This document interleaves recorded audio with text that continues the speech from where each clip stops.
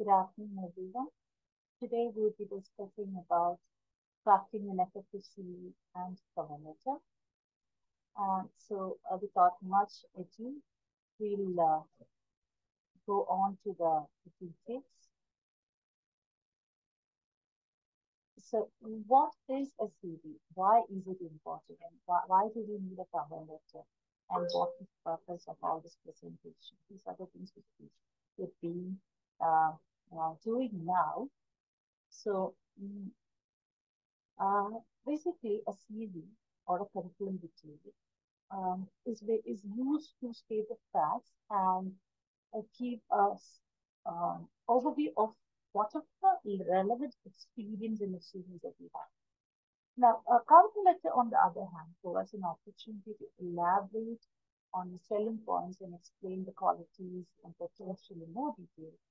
And this is a one-page document that contains the CV, while a CV would have been, say, start from 2 pages for a fresher to maybe 10 to 12 pages, and it seats according to your experience.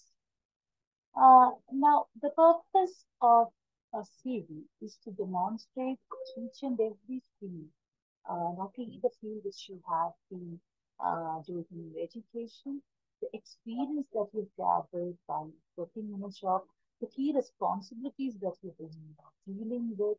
Apart from all these things, all your personal details, your hobbies, your interests, um, uh, small information would also be shared in the CV rather than it's quite different from a resume. This resume is very concise. So you have to always remember a CV would be a much detailed form of a document that actually is being sent for academic purposes or research purposes, or sometimes when you are applying for higher education to country abroad, that is something which they prefer is a CV rather than a resume.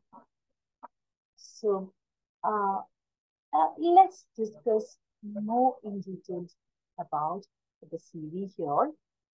Um,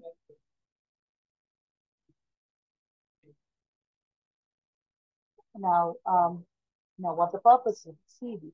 As you know, we discussed that it showcases your qualifications, the skills. What are the skills that you can show? Basically, we think about the skills, the soft skills, the hard skills which we have earned while during the purpose of study. But we can also showcase our soft skills as well. So these skills would be projected in your CV.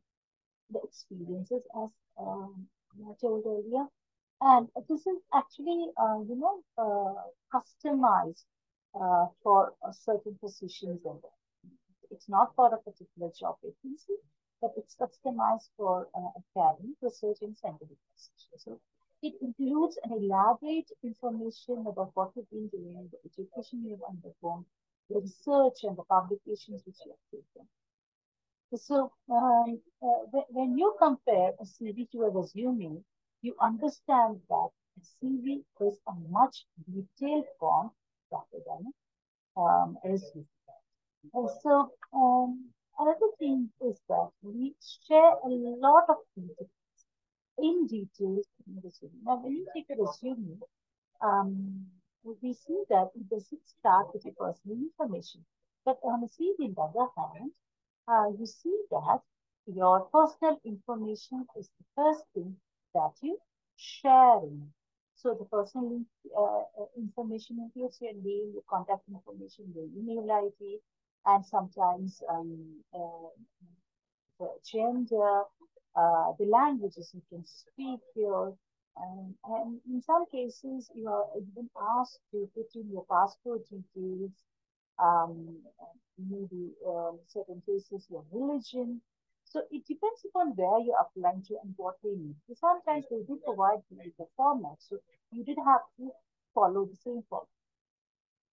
The next thing that comes in your CV is your education. So the list of education that you've learned, the institutions that you've undergone, the dates of the graduations, and whatever academic achievements you have got. comprises of education. So it doesn't matter whether you are applying for the specific position. When it comes to education qualifications in your CV, you'll be writing each and or penning down each and every thing that you have done. Rather, in the resume, which would be a concise form only of the relevant information that is required for the particular work experience also has a theme. So it will you can either go through a chronological order of listing wherein you can put in the chronological order of the positions you've held. That could include the job titles. It should also include the key responsibilities that you've undergone, the dates of employment, and a brief description of all the accomplishments that you've undergone. Now, the next thing that you mentioned is as a component of CV is the skills. So all the relevant skills, uh, such as technical proficiencies, all the language proficiencies, soft skills like, as I told, not only the hard skills, but soft skills like communication, leadership, teamwork, all these can be projected.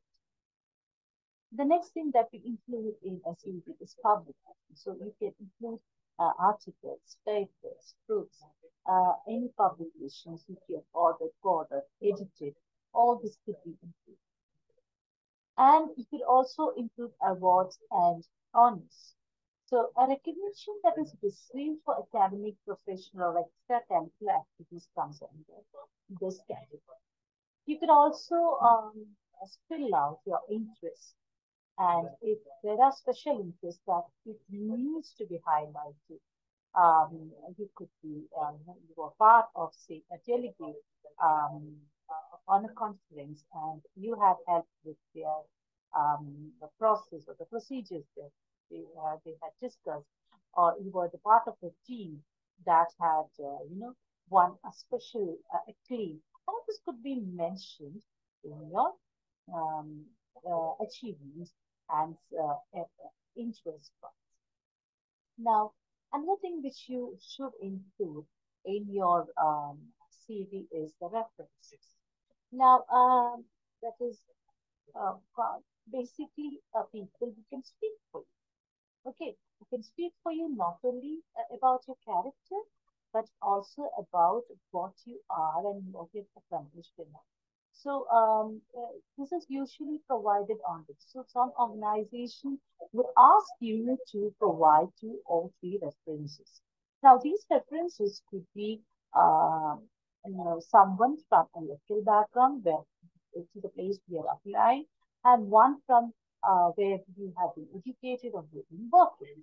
Now you should always remember to avoid to maximum the nearest kin for this purpose. So it is always better to avoid your kin who can be used as a reference for you. Now, next thing that we need to discuss here is um, the tips for writing your CV. So how do you write a CV? Now, first of all, before writing a CV, you have to see that how your CV can match the job description that is. So, while you're explaining this, you have to use a clear and very concise language. You have to be brief, though it should include all the relevant details. Okay. So you shouldn't be missing out on any relevant skills and experiences. So it is always better if you could bullet the points for readability rather than writing your key responsibilities as paragraphs. It is always better that you bullet it into points. And always proofread for errors. And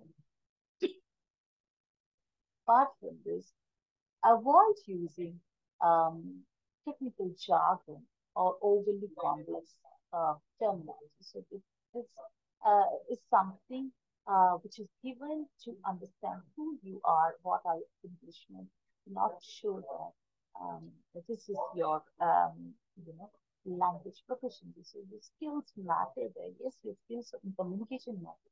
You need to concisely present. And formatting errors should also be avoided before submitting. Now, you have to remember that before we send a CV, we should always have a covering letter um, to help us introduce us. So, as we discussed earlier, the covering letter will be a one-page document. So it actually helps us to introduce who you are and express your interest in a particular job. So it also highlights all the traits very precisely. It could be a one-page document. So whatever you are mentioning in the CV will be mentioning very concisely in a